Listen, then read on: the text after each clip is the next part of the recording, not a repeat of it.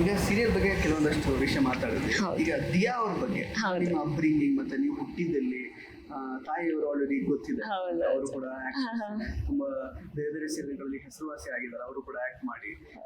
Basic upbringing ಹಿಂಗೆ, ನೀವು ಇಂಟ್ರೋವರ್ಟಾ ಎಕ್ಸ್ಟ್ರೋವರ್ಟಾ ಯಾವ ಟೈಪ್? ನಾನ್ ಹುಟ್ಟು ಬೆಳೆದಿದ್ದು ಪ್ರಾಪರ್ ಬ್ಯಾಂಗ್ಳೂರ್, ನಾನ್ ಕಂಪ್ಲೀಟ್ ಬ್ಯಾಂಗ್ಳೂರಿಯನ್. ನಮ್ಮ ಅಪ್ಪ ಕೇರಳದಿಂದ, ಸೊ ನಾನ್ ಪಾರ್ಟ್ ಮಲಯಾಳಿ. ಸೊ ನಾನ್ ಎಕ್ಸ್ಟ್ರೋವರ್ಟ್ ಅಂದ್ರೆ ಲೈಕ್ ಆಂಬ್ರಿಯೋವರ್ಟ್ ಅನ್ಬೋದು ನನ್ನನ್ನ. ಆಂಬ್ರಿಯೋವರ್ಟ್ ನನ್ ಡಿಪೆಂಡ್ಸ್ ಸಿಚುವೇಶನ್ ಮೇಲೆ. ಆದ್ರೆ ಮೋಸ್ಟ್ ಆಫ್ ದಿ ಟೈಮ್ಸ್ ನಂಗೆ ಮಾತಾಡೋಕ್ ತುಂಬಾ ಇಷ್ಟ. ದೀಪ ಮತ್ತೆ ನನ್ನಲ್ಲಿರೋ ಸಿಮಿಲಾರಿಟಿ ಅಂದ್ರೆ ಮಾತು. ನಾನ್ ಮಾತಾಡ್ತಿರ್ತೀನಿ, ನಂಗೆ ಸುಮ್ನೆ ಕೂತ್ಕೊಳಕ್ ಬರಲ್ಲ. ಸೊ ತುಂಬಾ ಮಾತಾಡಕ್ ಇಷ್ಟ.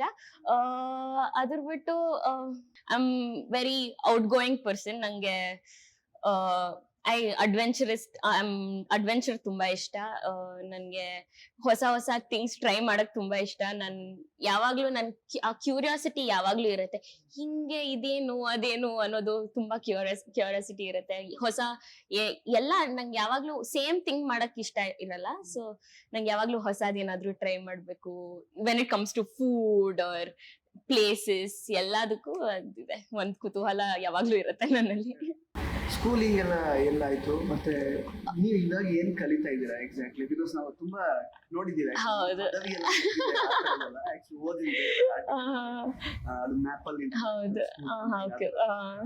ಎಕ್ಸಾಕ್ಟ್ ಆಗಿ ಹೇಳಿ. ನಾನು my full schooling 10th standard ವರ್ಗು ನಾನು ಬೆಂಗಳೂರಲ್ಲೇ ಮಾಡಿದ್ದು, ನಾವು ಕೀಸ್ ಎಜುಕೇಶನಲ್ ಸೆಂಟರ್ ಅಲ್ಲಿ ಮತ್ತಿಕೆರೆ. ಸೊ ಅದಾದ್ಮೇಲೆ 11th and 12th ನಮ್ಮ ಅಮ್ಮ Caribbean islands, Trinidad and Tobago ಅಲ್ಲಿ ಕೆಲಸ ಮಾಡ್ತಿದ್ರು. ಸೊ ನಾನು ಅವ್ರ ಜೊತೆ ಹೋಗಿದ್ದೆ. ಸೊ ಅಲ್ಲಿ ನಾನು ಒಂದು Canadian school, maple leaf international ಅಲ್ಲಿ I did my 11th and 12th. ಅಲ್ಲಿಂದ ನಾನು ಗ್ರಾಜುಯೇಟ್ ಆಗಿರೋದು maple leaf 11th and 12th. ಇವಾಗ ಸದ್ಯಕ್ಕೆ ನಾನು ಜೇನ್ ಕಾಲೇಜ್ ಅಲ್ಲಿ ಸೆಕೆಂಡ್ ಇಯರ್ ಡಿಗ್ರಿ ಮಾಡ್ತಿದ್ದೀನಿ. ನಾನು ಕಾಲೇಜ್ಗೆ ಹೋಗಲ್ಲ, ಕರೆಸ್ಪಾಂಡೆನ್ಸ್ ಅಲ್ಲಿ ಮಾಡ್ತಿದ್ದೀನಿ. ಸೊ ನಾನು ಆನ್ಲೈನ್ ಎಕ್ಸಾಮ್ ಬರೆಯಕ್ಕೆ ಹೋಗ್ತೀನಿ. ಇವಾಗ ಮುಗ್ದೋಯ್ತು, ನೆಕ್ಸ್ಟ್ ಸೆಮ್ ವೇಟ್ ಮಾಡ್ಬೇಕು. ಸೊ ಮಿಡ್ ಒಬ್ಬರೇ ಮಗಳು ಆಗಿರೋದ್ರಿಂದ ಹಿಂಗೆ ಅಂದ್ರೆ ನಿಮಗೆ ಬೋರ್ ಅನ್ಸಲ್ವ? ಮನೇಲಿ ಸಿಬ್ಲಿಂಗ್ಸ್ ಇರ್ಬೇಕಿತ್ತು, ಯಾವ ತರ share ಮಾಡ್ಕೊತೀರಾ?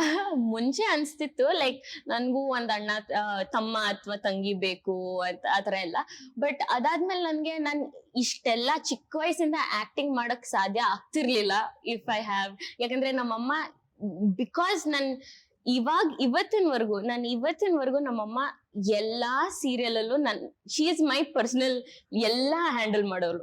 So if I think if there was someone else ಅಷ್ಟ್ ಕಾನ್ಸಂಟ್ರೇಷನ್ ಬರ್ತಿರ್ಲಿಲ್ಲ, and I wouldn't have been able to achieve ಮಾಡ್ತಿದ್ದೀನೋ.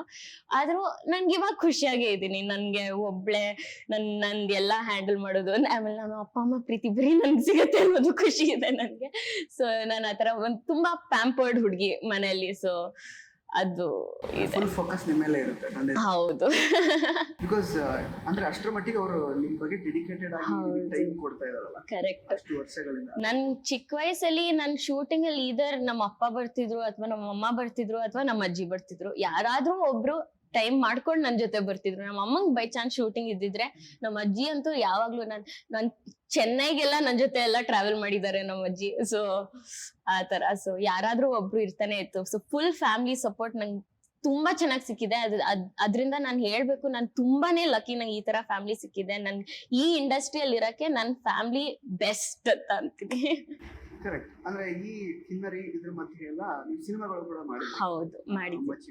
ಹೌದು, ಜಾನ್ ಜಾನಿ ಜನಾರ್ದನ್. ಎಲ್ಲೋ ಒಂದ್ ಕಡೆ ಮೋನಾ ಟ್ರಾನ್ಸ್ ಅಂತ. ಹೌದು. ಒನ್ ಪಾಯಿಂಟ್ ಆಫ್ ಟೈಮ್ ಅಂದ್ರೆ ಇವಾಗ ನಿಮ್ಗೆ ಆ ಸ್ಟೇಜಿಗೆ ತಲುಪಿದ್ದೀರಾ ಅಥವಾ ಓಕೆ ಪರವಾಗಿಲ್ಲ ಇದು ಫೈನ್? ಇಲ್ಲ, ನಾನ್ ತುಂಬಾನೇ ಎಂಜಾಯ್ ಮಾಡ್ತಿದ್ದೀನಿ ದೀಪ ಅನ್ನೋ ಕ್ಯಾರೆಕ್ಟರ್. ಅಂಡ್ ನಾನು ಇನ್ನು ಒಂದ್ ಸ್ವಲ್ಪ ವರ್ಷ ಅದನ್ನ ಪ್ಲೇ ಮಾಡ್ಬೇಕು ಅನ್ನೋ ಆಸೆನೂ ಇದೆ. ಸೊ ಇನ್ನು ಆ ಫೀಲಿಂಗ್ ಅಂತೂ ಇನ್ನೂ ಬಂದಿಲ್ಲ ನನಗೆ.